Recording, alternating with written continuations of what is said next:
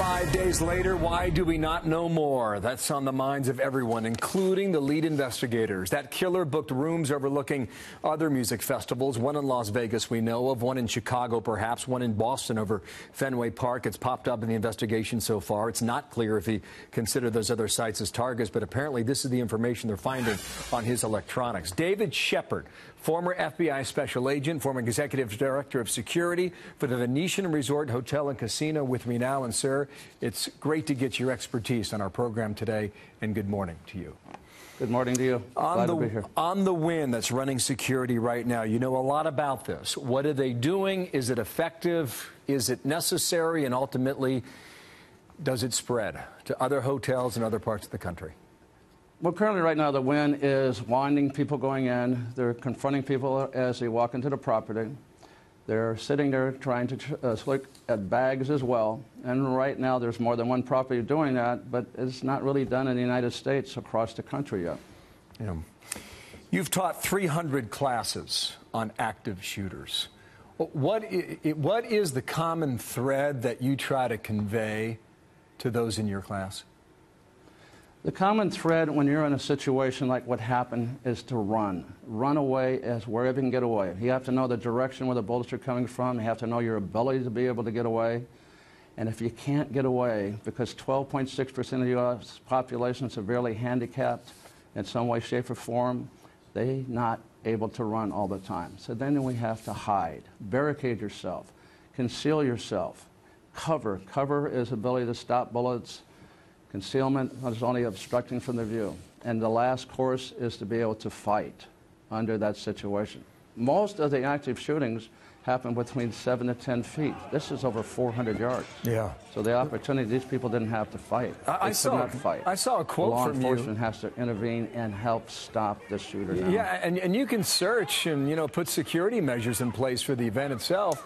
But technically, this killer wasn't even at the event, sir. He was in a different property altogether, and that's the whole new changer. This doesn't have to be a hotel. It could be a condo. It could be a business building. It can be an insurance building. It can be a bank building. It overlooks an outdoor event. And every security director right now that has to do with an outdoor event has to be concerned about, what about an aerial assault now? They have a high altitude advantage over it. The last time we had this was 1966 in the Texas Tower. Charles Whitman killed 13 from an elevated position of 27 floors. Other than what happened in Dallas at Black Lives Matter when the gentleman was 5 stories up shooting down into the law enforcement and the people, we haven't really had one.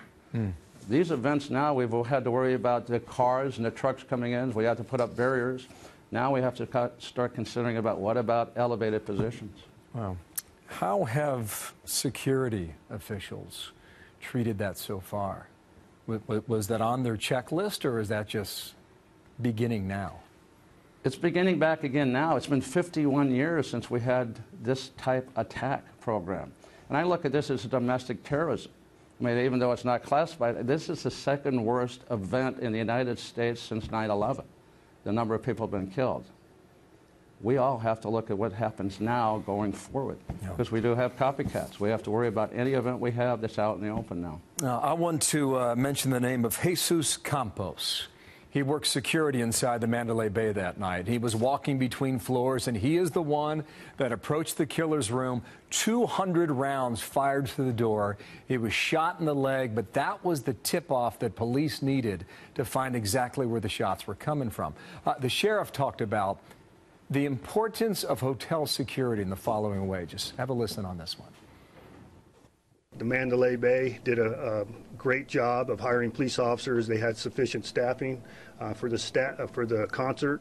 And when this individual decided to fire upon the crowd, which was approximately 22,000 individuals, it's very difficult to manage that size crowd, and you have to ensure you have the proper staffing. And as described, our officers responded immediately in conjunction with the fire department as soon as the fire department arrived, but they were able to identify where the weapon was being discharged from. In a proximity, it's hard to tell what floor it is from the outside, but once they gained entry into the hotel in conjunction with security and through phone calls from patrons, they were able to cull it down to a possible floor. So for those of us on the outside looking in a security operation for an enormous hotel like the Mandalay Bay, what do we need to understand from a security standpoint that they're doing right? They have to do a lot of things right under every condition. When we're protecting people on our properties, regardless if it's any particular property or a hotel, we have to look at international guests coming in. We look under natural disasters, life safety issues, terrorism issues, public health issues, food defense type programs, 85 different areas of criminal activity on property. That's what we have to do 24 hours a day. And we have to do it throughout whatever length of our property is, outside and in, the parking garages, the parking lots, and then if it's 10 million square feet of space, we have to do the entire property. Yeah, wow. You wrote a book called Active Shooter, and I just want to use one of your quotes. We have to start thinking like the Secret Service. We have to start looking at tall buildings, as you have suggested in this interview here. And then you ask this question, how far do we have to take it? How far? Answer your own question. You've answered that in relation to 3 different ways.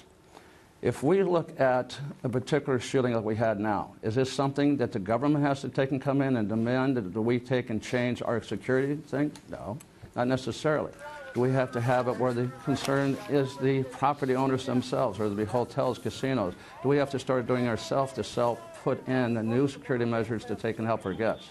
Or is the last section, does the guests and the customers in the United States and internationally come in, what do they demand to us to do? A hotel is unique because you get to sleep under our security protection. Other than home, we protect you when you sleep at night. We protect you when you're not even paying attention. That's what our job is. Wow.